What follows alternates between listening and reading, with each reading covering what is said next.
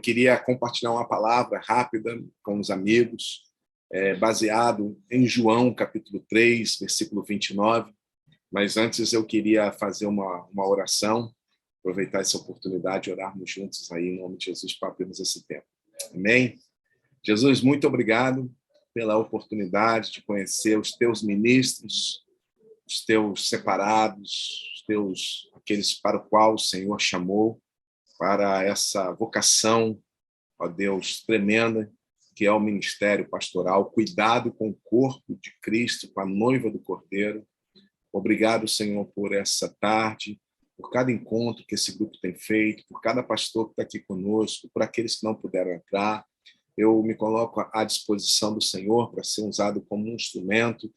Seja feita a tua vontade, Senhor. Eu quero aquilo que o homem não é capaz de falar, o teu Espírito possa ministrar diretamente aos corações nessa tarde. Essa é a minha oração, em nome de Jesus. Amém. Amém. Bom, queridos, me apresentar aqui rapidinho. Eu sou o Nelson, eu sou pastor desde 1998, né? Fui ordenado ao Ministério Pastoral. Fui pastor na Igreja do Nazareno durante muitos anos. Resido há anos. Sou um carioca, né? Mas sou um carioxaba, na verdade, né? Sou um carioca, mistura de carioca com capixaba, porque moro no Espírito Santo há muitos anos. Sou pastor no Espírito Santo há muitos anos. E há 10 anos atrás, Deus me deu aí o privilégio, o presente, né, de algo que eu nunca imaginava no meu ministério, que era voltar a trabalhar com jovens, depois de pastor de igreja, cuidando de casados, né, à frente de um ministério numa igreja, como pastor sênior, né, digamos assim, de uma igreja. Sem eu imaginar, Deus me mudou de um lugar na obra dele. E 10 anos atrás eu escolhi esperar. Foi um movimento que estourou na internet, viralizou no Brasil e no exterior, né? E Deus me deu o privilégio de rodar a nação, de me comunicar aí com milhões de pessoas através das redes sociais, né? Uma responsabilidade muito grande. E desde então, o meu ministério pastoral tem sido mais virtual, né? E rodando o Brasil neste momento, né? Hoje não estou à frente de uma igreja local, apesar de ser pastor e membro de uma igreja local, né? Eu contribuir como ministro na igreja local, mas a igreja entendeu que deveria me liberar para fazer um trabalho para eclesiástico e servir o corpo de Cristo de um modo geral, não somente na igreja local. A gente tem a igreja onde a gente congrega, onde eu vou com a minha família, minhas filhas, sou membro do conselho da igreja local, mas os últimos anos tenho me dedicado ao movimento Escolha Esperar, que tem tomado todo o tempo. Eu dei esse panorama só para os amigos, para quem não me conhecia, não está perdendo muita coisa, né? Mas é bom só para trazer essa situação e pedir aos amigos que orem por mim. Não é um trabalho fácil. Imagina, pegar para esses adolescentes, geração TikTok, Deus que me livre. Né? Imagina você ter que trabalhar com a gente. Eu já tiozão, tem que pintar o cabelo, tá? O cabelo não é preto, senão ele é pintado. Ninguém vai falar para adolescente, né? Imagina o desafio de falar para a geração TikTok, para a geração Stories no Instagram, não é fácil. Os senhores aí, né? E a Esther aí que está conosco, bem-vinda, viu, amada? Dei um oi para todo mundo aqui, viu? Obrigado aí pela companhia. Vocês sabem que não é fácil falar com a juventude. Então, mas hoje eu gostaria de compartilhar uma palavra rápida aqui com os amigos. Peço até desculpa pela minha correria. Estou aí num momento muito decisivo de transição ministerial e de decisões a serem tomadas na minha vida.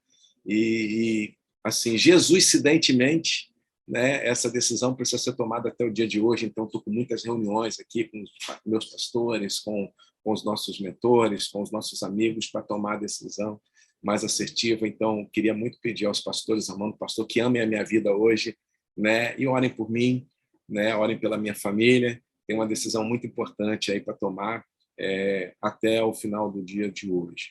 Bom, dito isso, vamos para a palavra. Eu queria dividir com os amigos um texto que está em João capítulo 3, versículo 29. João capítulo 3, versículo 29. Na versão que eu tenho aqui, está escrito assim, ó: a noiva pertence ao noivo. Ponto. O amigo do noivo que lhe assiste e ouve a sua voz, muito se alegra com a voz do noivo. essa alegria já se cumpriu em mim. E aí depois vem o outro versículo que a gente conhece muito, né? Convém que ele cresça e que eu diminua. É um texto aí que estamos bem familiarizados. E uma vez, quando eu li esse texto, o João 3:29, a primeira vez, eu li essa expressão que me chamou muita atenção, pastores. O amigo do noivo. E aquilo saltou aos meus olhos de uma forma muito especial. E eu falei assim, Jesus, o que é esse negócio aqui de amigo do noivo? E eu fui procurar na Bíblia outro lugar que citasse o amigo do noivo na Bíblia. E não há nenhum registro na Bíblia mais, a não ser esse, do amigo do noivo, né? E eu comecei então a estudar. Falei, meu Deus, e aquilo queimando no meu coração. Eu falei, que negócio de amigo do noivo? O que João o Batista estava querendo falar aqui?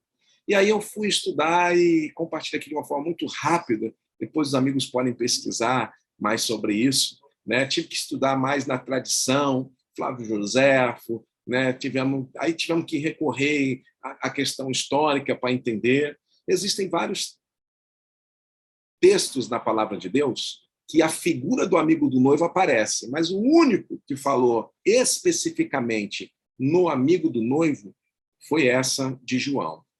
Nós vamos ver o amigo do noivo, essa figura em Cantares, né, onde ali na questão ali de Salomão e a Sunamita, né, ó filhas de Jerusalém, diz a minha amada, é uma figura do amigo do noivo que eu vou compartilhar aqui rapidinho com vocês. Paulo mesmo diz na carta aos Coríntios, ele diz que o desejo é apresentar uma noiva imaculada, sem rugas, sem máculas, né?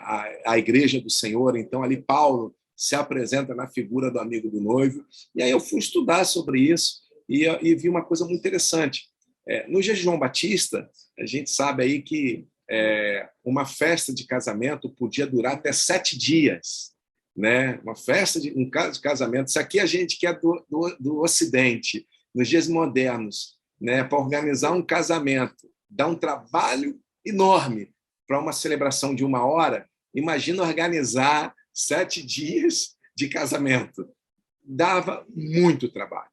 Né? E quando eu fui estudar sobre o amigo do noivo, eu descobri que o amigo do noivo que João estava falando era uma missão muito comum que existia nos seus dias. Era a missão do amigo do noivo. Eu falei, uau, mas como isso, missão do amigo do noivo, o que isso representa?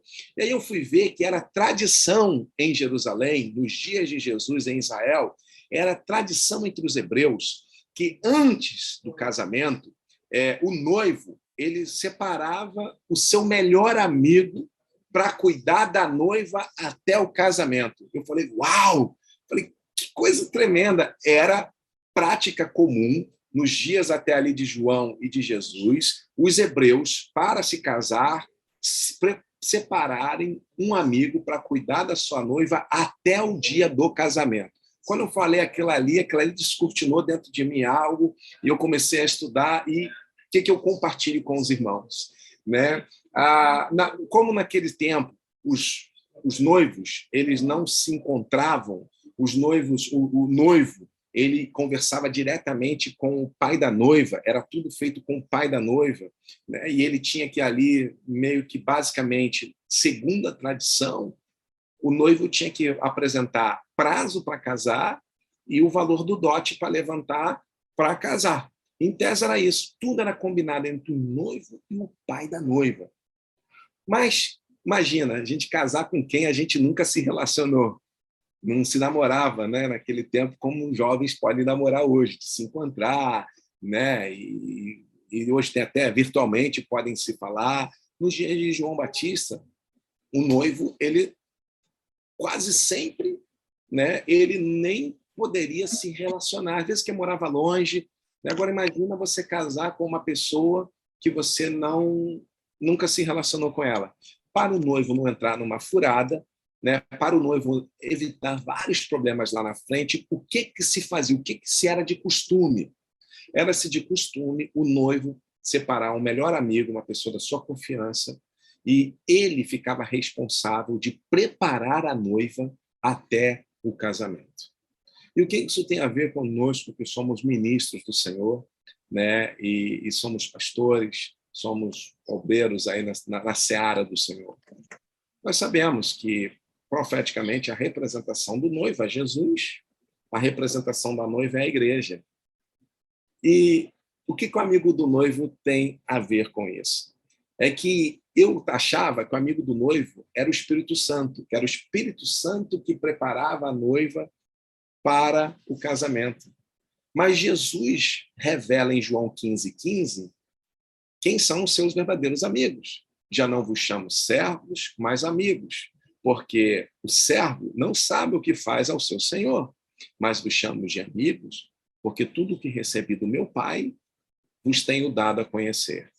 Né? E comecei a entender que o preparar da noiva não era uma obra do Espírito Santo, mas, biblicamente falando, é a missão dos santos. Tem um texto em Apocalipse, que depois pode confirmar, que Apocalipse, capítulo 19, são chegadas as bodas do Cordeiro, do qual a sua noiva já se ataviou. Deu-se de se vestir de linho fino, finíssimo, resplandecente e puro. E aí, João termina explicando o que veste a noiva. Que o linho fino que veste, que prepara a noiva, são os atos de justiça dos santos. Ou seja, os santos, o que os santos fazem na terra, ou está arrumando a noiva, está ornando ela, ou está desorganizando ela, está despenteando a noiva, está desarrumando a noiva. Então, vamos lá. Apocalipse, capítulo 19, versículo 7 ao 9, você vai ver lá João falando sobre isso. Paulo mesmo, como eu citei, se eu não me engano, é 2 Coríntios 11, versículo 1, o qual tenho vos preparado para vos apresentar como uma noiva, né? Aprumada, vestida ao Cordeiro. E esse texto de João 15, do versículo 13 ao 15, onde Jesus fala quem são os seus amigos. Eu vejo muito nitidamente que a nossa missão, que cuidamos do corpo de Cristo, nós somos os amigos do noivo, que João fala em João 3:29. Por quê? Porque o Senhor é quem levanta. Quando o Senhor levantou o pastor Paulo Lima, ele não me consultou se eu queria o pastor Paulo Lima como companheiro de ministério. Quando Deus levantou a Esther, minha irmã Esther lá, a pastora Esther, onde ela estiver, Deus não me consultou se eu estava de acordo. A obra é dele. E é isso que João fala, primeiro de tudo. João levanta a voz e diz, a noiva é do noivo.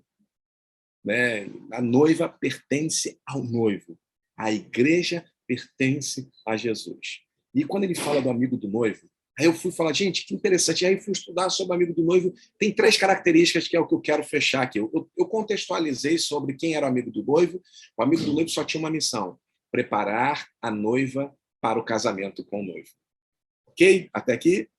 Agora, tem algumas características, amados, que o amigo do noivo precisava ter para receber a confiança do noivo. E é esses 3 pontinhos que estou vendo aí que alguns estão anotando, eu gostaria, então, de colocar aqui para a gente fechar a nossa reflexão. Primeiro, intimidade. Né? Era a primeira característica. O amigo do noivo tinha que conhecer bem o noivo. Aí, quando eu fui estudar, eu vi uma coisa maravilhosa sobre isso. Por quê? Porque ele tinha que preparar a noiva e era a missão dele,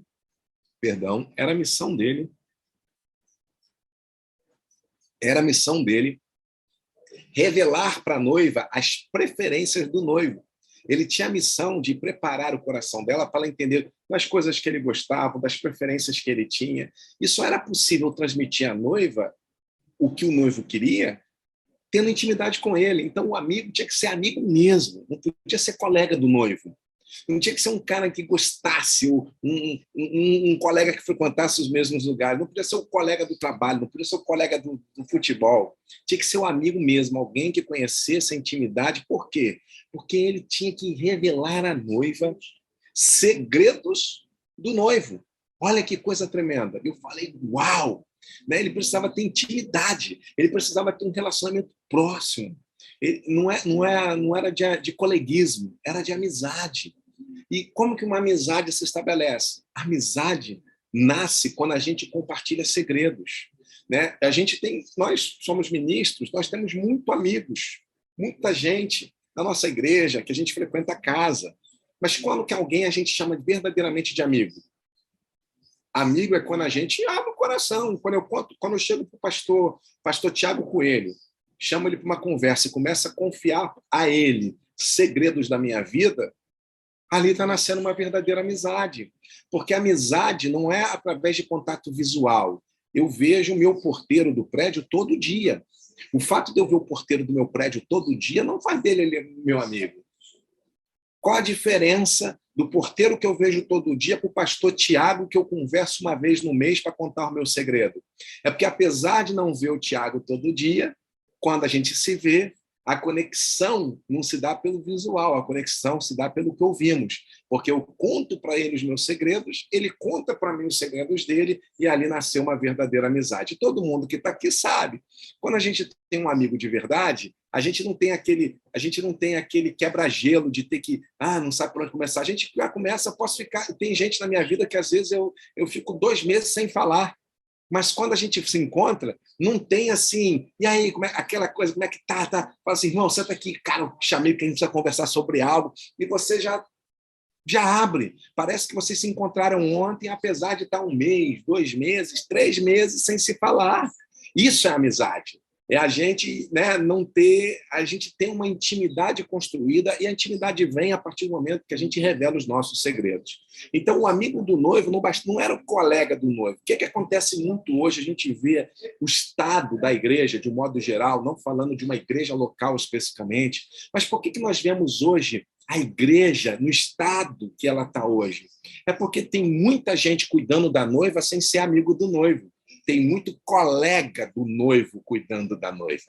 Tem muito colega fazendo o papel de amigo, falando coisas em nome do noivo, dos quais ele não sabe do que está falando, ele não ouviu, ele não é amigo, ele não tem um relacionamento de amizade. Ele acha que o fato de estar com o noivo todo dia, de ser colega do noivo, de ter uma atividade religiosa enorme, tá em tudo, ele acha que isso é intimidade.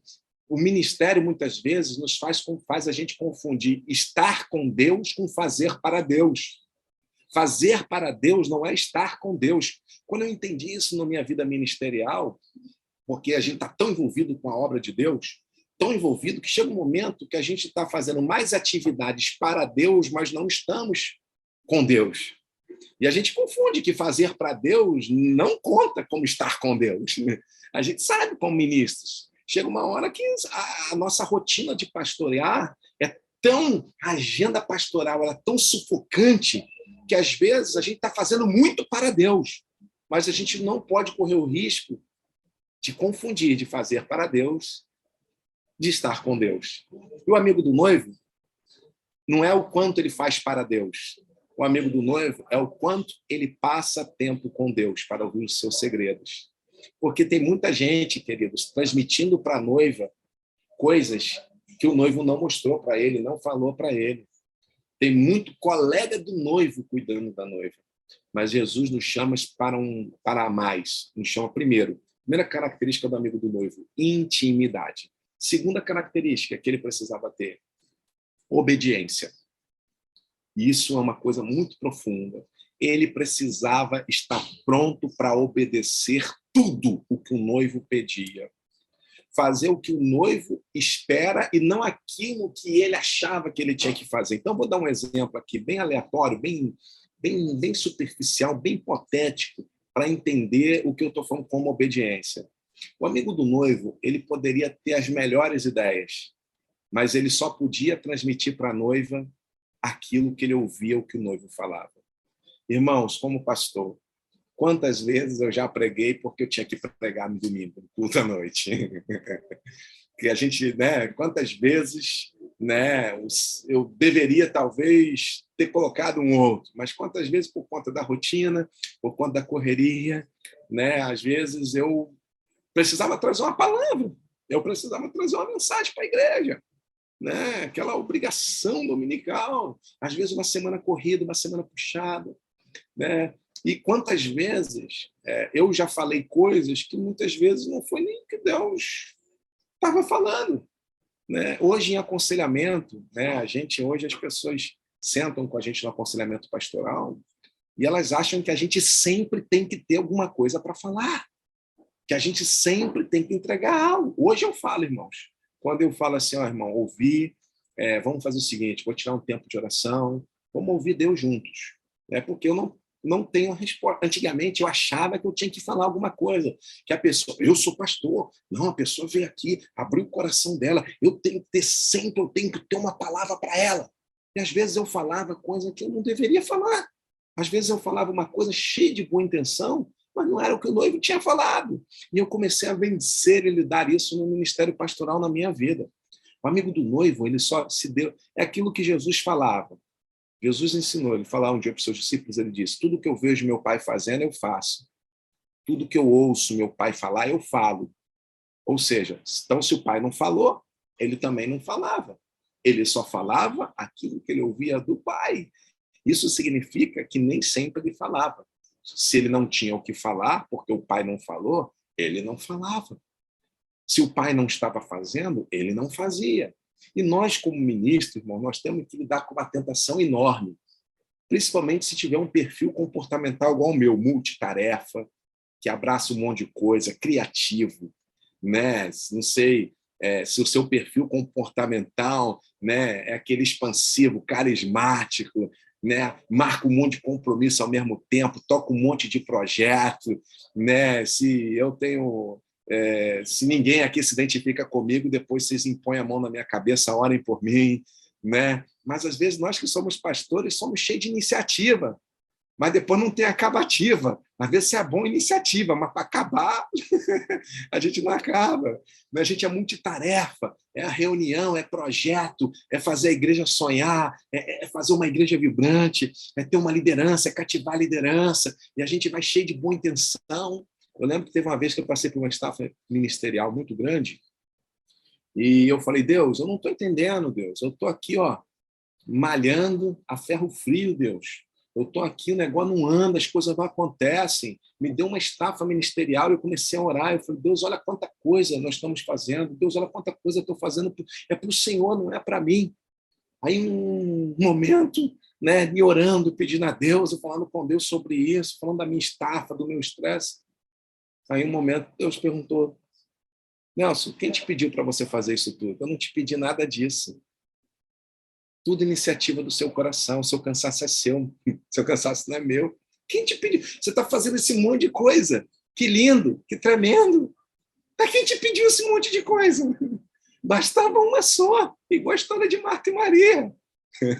Né? E às vezes a agenda ministerial lota de um jeito que a gente fica numa vida esgotante, sufocado. Nossa intenção é a melhor possível, pastores.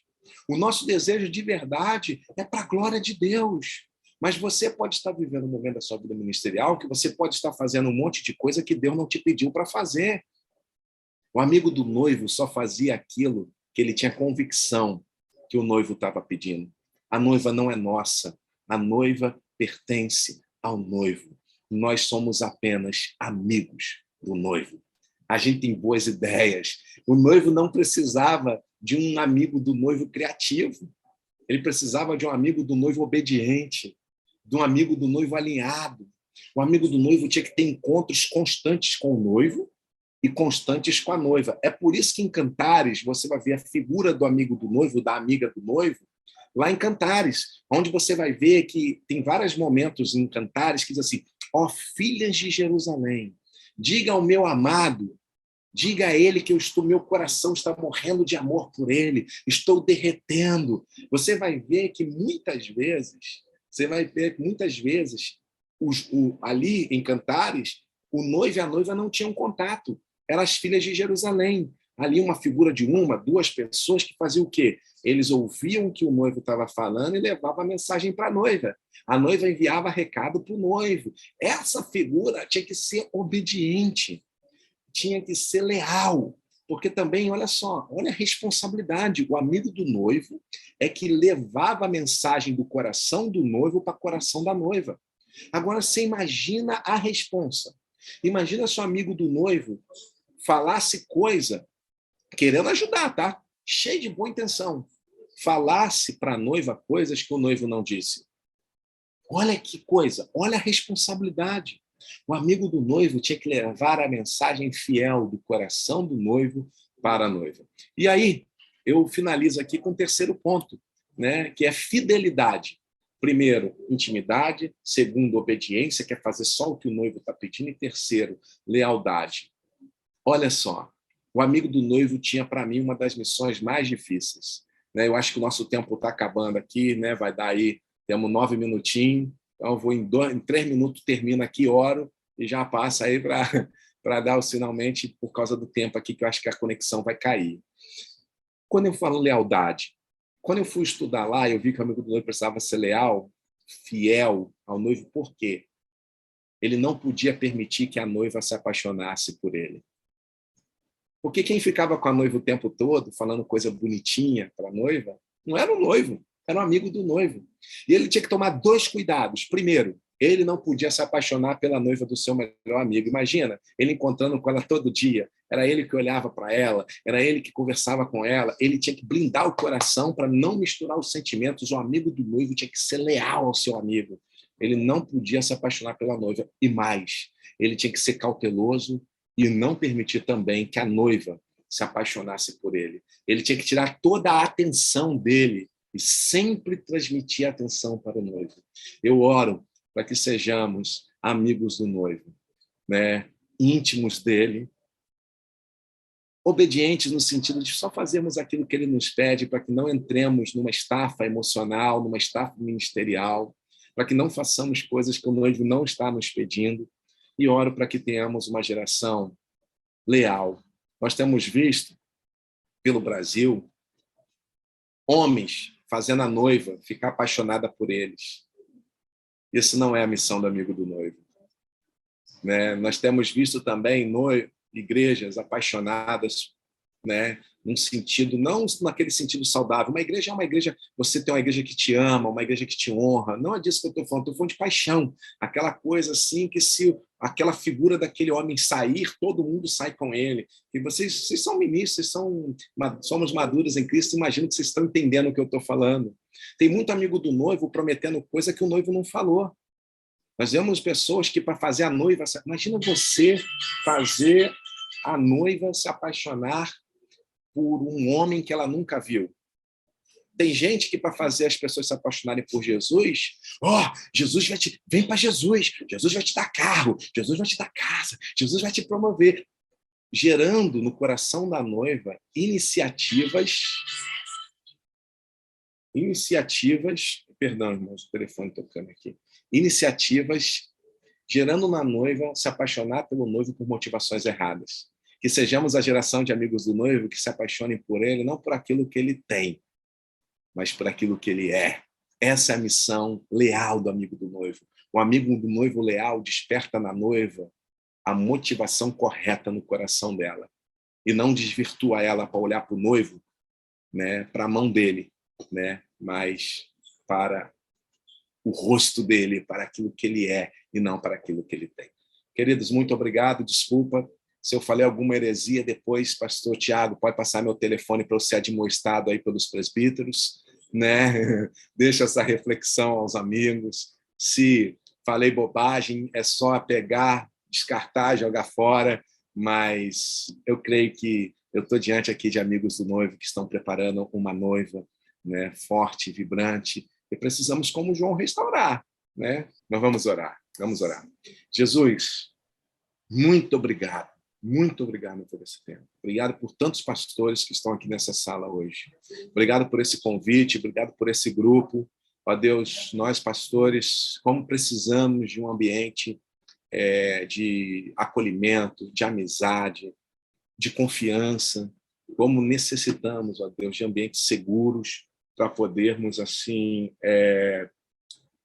estarmos acolhidos, cuidados, né, Senhor, para que possamos ser zelosos. Eu oro pelos amigos do noivo que estão nessa sala hoje, aqueles que vão ver essa gravação, que o Senhor possa estar ministrando, o Senhor possa estar nos preparando, que o Senhor possa estar falando com cada um. Jesus, tudo aquilo que nós estamos fazendo, que o Senhor não pediu para fazer.